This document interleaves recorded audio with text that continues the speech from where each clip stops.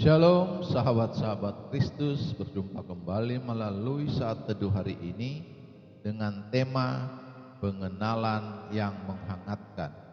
Kita akan merenungkan tema ini melalui bagian Alkitab yang terambil dari kitab Injil Yohanes pasal 4 ayat 1 sampai 24 yang berbunyi demikian. Yohanes pasal 4. Ketika Tuhan Yesus mengetahui bahwa orang-orang Farisi telah mendengar bahwa ia memperoleh dan membaptis murid lebih banyak daripada Yohanes, meskipun Yesus sendiri tidak membaptis, melainkan murid-muridnya, ia pun meninggalkan Yudea dan kembali lagi ke Galilea. Ia harus melintasi daerah Samaria. Maka sampailah ia ke sebuah kota di Samaria yang bernama Sikar, dekat tanah yang diberikan Yakub dahulu kepada anaknya Yusuf. Di situ terdapat sumur Yakub. Yesus sangat letih oleh perjalanan. Karena itu ia duduk di pinggir sumur itu. Hari kira-kira pukul 12.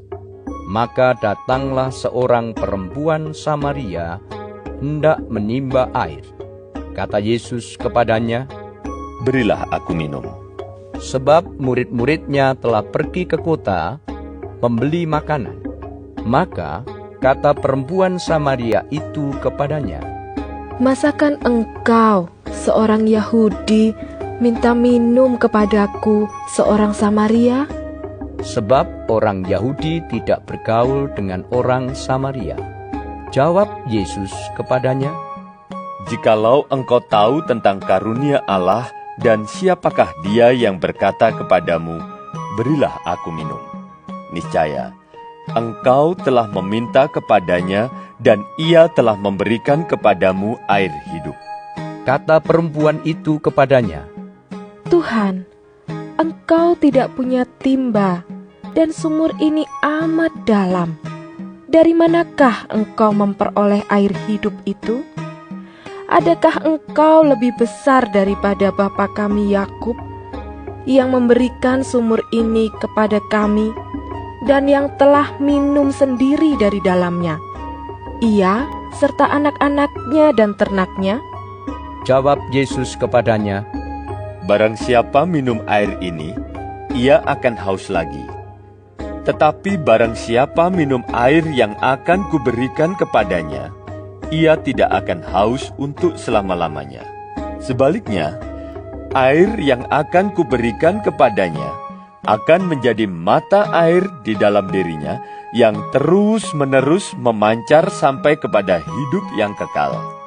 Kata perempuan itu kepadanya, "Tuhan, berikanlah aku air itu, supaya aku tidak haus dan tidak usah datang lagi ke sini untuk menimba air." Kata Yesus kepadanya, "Pergilah, panggillah suamimu dan datang ke sini." Kata perempuan itu, "Aku tidak mempunyai suami." Kata Yesus kepadanya, "Tepat katamu, bahwa engkau tidak mempunyai suami. Sebab engkau sudah mempunyai 5 suami, dan yang ada sekarang padamu bukanlah suamimu. Dalam hal ini, engkau berkata benar." Kata perempuan itu kepadanya, "Tuhan, nyata sekarang padaku bahwa engkau seorang nabi.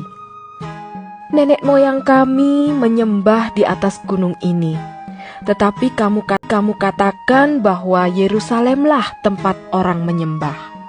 Kata Yesus kepadanya, "Percayalah kepadaku, hai perempuan, saatnya akan tiba bahwa kamu akan menyembah Bapa, bukan di gunung ini dan bukan juga di Yerusalem. Kamu menyembah apa yang tidak kamu kenal, kami menyembah apa yang kami kenal, sebab keselamatan datang dari bangsa Yahudi. Tetapi saatnya akan datang dan sudah tiba sekarang, bahwa penyembah-penyembah benar akan menyembah Bapa dalam roh dan kebenaran, sebab Bapa menghendaki penyembah-penyembah demikian.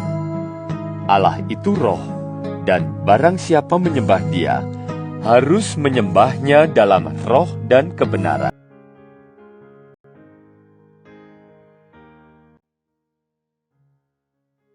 Ayat hafalan hari ini akan menjadi perenungan kita, terambil dari kitab Yohanes pasal 4 ayat 23 yang berbunyi, "Tetapi saatnya akan datang dan sudah tiba sekarang, bahwa penyembah-penyembah benar akan menyembah Bapa dalam roh dan kebenaran.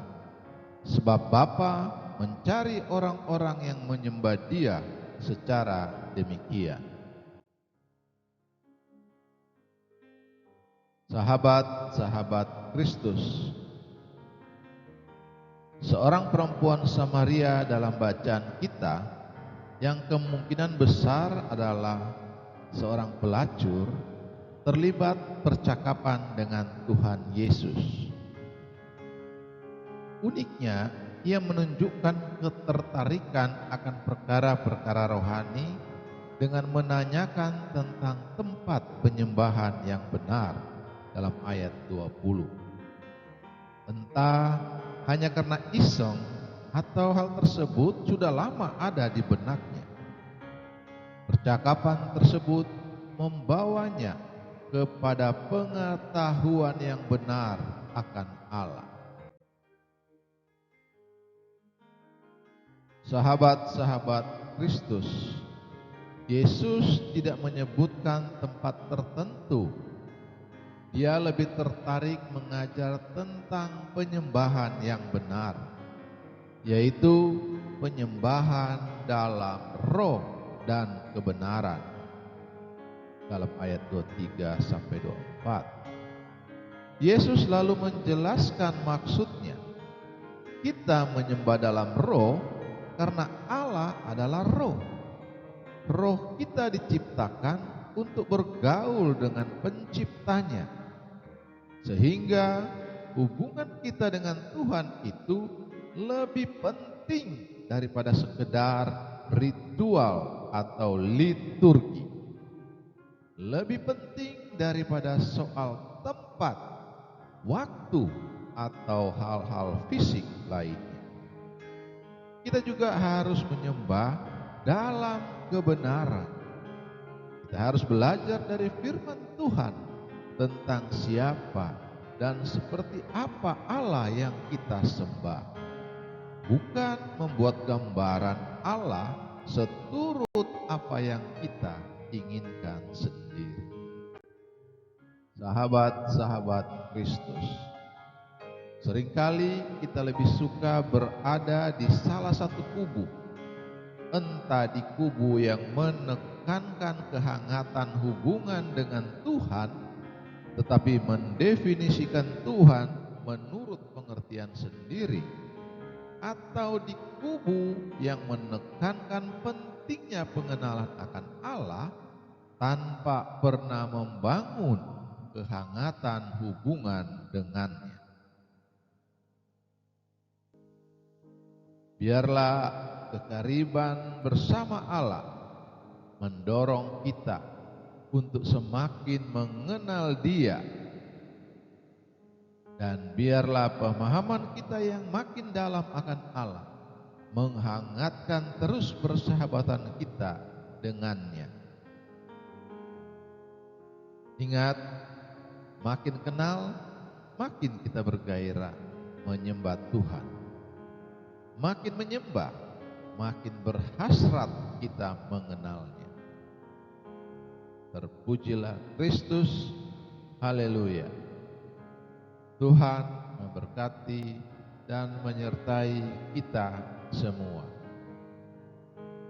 Amin.